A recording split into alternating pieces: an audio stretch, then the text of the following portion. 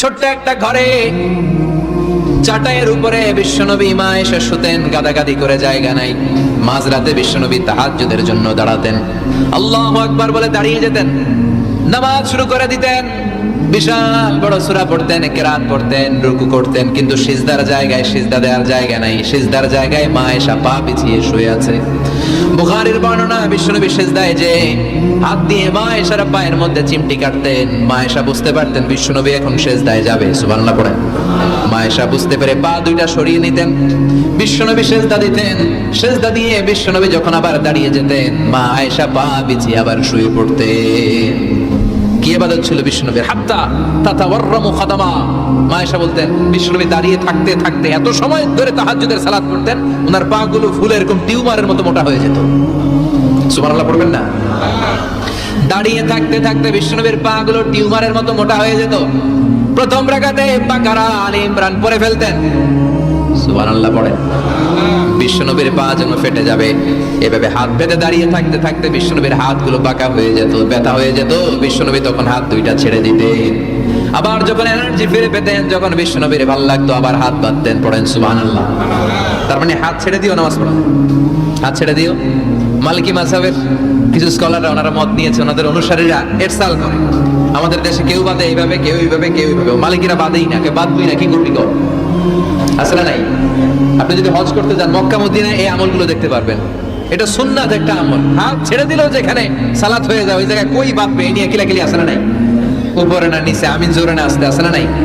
বিশ্বনবী লম্বা সময় দাঁড়িয়ে তাহাজ্জুদ করতেন। তাহাজ্জুদ বললে আপনার মর্যাদা বাড়ায় দিবে কে? সাইয়েদনা জিবরাইল বললেন, ইন্না শারাফাল মুমিন ফি কিয়ামিল লাইল। বিশ্বনবী বললেন, জিবরাইল এসে আমাকে বলে গিয়েছে মুমিনের মর্যাদা তাহাজ্জুদের নামাজের ভেতর। সুবহানাল্লাহ পড়েন। তাহাজ্জুদের নামাজ পড়লে মর্যাদা বাড়ায় দেয় কে? 2 নাম্বার কুরবাতুন ইলাল্লাহ। তাহাজ্জুদের নামাজ পড়লে আল্লাহর সাথে নৈকট্য বাড়িয়ে দেয় কে? আল্লাহর সাথে কানেক্টিভিটি আপনার বেড়ে যাবে।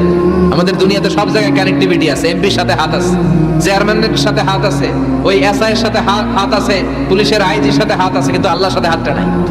কথা কন। আসল জায়গায় কানেকশন লাগানো দরকার। চিল্লায় বলেন ঠিক কি না? মান লাহুল মাওলা ফালাহুল কুল্লু। যে ব্যক্তি আল্লাহর হয়ে যায়, গোটা বিশ্ব তার হয়ে যায়। যে সব জায়গায় যে ধর্ণা দেয়, আল্লাহর কাছে ধর্ণা দেয় না, তার কোনো মর্যাদা নাই। আর যে ব্যক্তি সব দিক থেকে মুখ ফিরিয়ে আল্লাহর কাছে যায়, গোটা বিশ্বের সবাই তার দিকে তাকিয়ে থাকে। এজন্য সম্পর্কটা লাগাইতে হবে কোন জায়গায়? তার মানে তাহাজ্জুদ বললে মর্যাদা বেড়ে যায়, আল্লাহর সাথে সম্পর্ক বেড়ে যায়। বিশ্বনবী বললেন, মানহাতুনা আনিল ইসিম। তাহাজ্জুদের নামাজ পড়লে, তাহাজ্জুদের নামাজ আপনারে পাপ কাজ থেকে বাধা দিবে। সুবহানাল্লাহ পড়েন। তাহাজ্জুদ যারা পড়ে এরা পাপ কাজ করে না। চিল্লায় এখন ঠিক কি না? 4 নম্বরে মুকাফফিরাতুল লিসাইয়্যাত। পাপ আর অন্যায় যদি কিছু হয়েও থাকে, তাহাজ্জুদের নামাজ পড়লে তাহাজ্জুদের নামাজ পাপগুলোরে ধুয়ে মুছে সাফ করে দেয়। এজন্য তাহাজ্জুদ পড়ার দরকার আছে না নাই? ঘুমের আরবিতে কিছু নাম আছে। ঘুমের একটা নাম হচ্ছে আন-নুআস। নোয়াস মানে ড্রোজিনেস। বাসে বসে আছেন, বাসে ঝুলে আপনিও ঝুলতেছেন, এরকম হয় না? ঝিমুনি, এটার বলে নোয়াস। আরেকটা হচ্ছে সামান্য হালকা লাইট স্লিপ, সামান্য ঘুম, এটার বলে পাওয়ার ন্যাপ।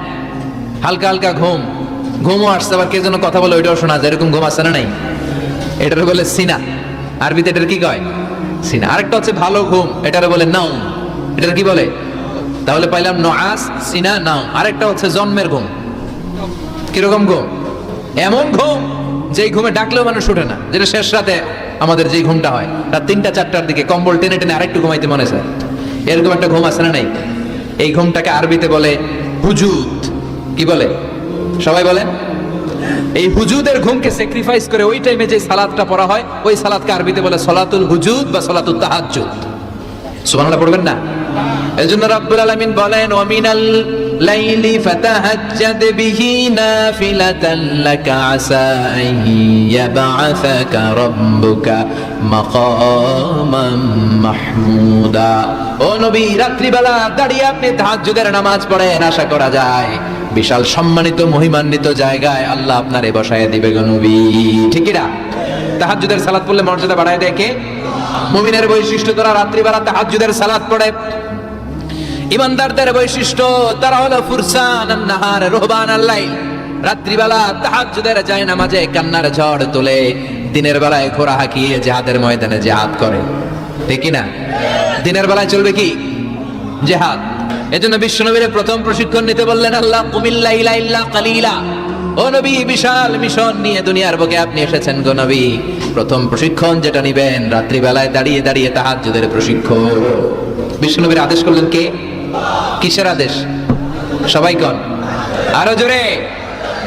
ওই মুহূর্তটা তাহাজ্জুদের সময়টা এমন সময়, ইয়ানজিলু রাব্বুনা ইলা সামাঈদ দুনিয়া, রব্বুল আলামিন আরশের উপর থেকে দুনিয়ার আকাশে নেমে আসে মানে বিশেষ একটা মনোযোগ দেয়, আর দুনিয়াবাসীরা ডেকে ডেকে বলে, গোলাম আলা মিন মুস্তাগফিরিনা গফির আলা, কার ক্ষমা লাগবে ক্ষমা চাও, সব গুনাহ আমি ক্ষমা করে দেব। আলা মিন মুস্তারজিকিন আরজুক আলা, কার কি লাগবে আমার কাছে চাও, সব আমি দিয়ে দেব। আল্লাহু আকবার। আলা মিন মুস্তাকসিন আকসুলা, যার জামা দরকার জামা চাও, জামা দেব। ক্ষমতা দরকার ক্ষমতা চাও, ক্ষমতা দেব।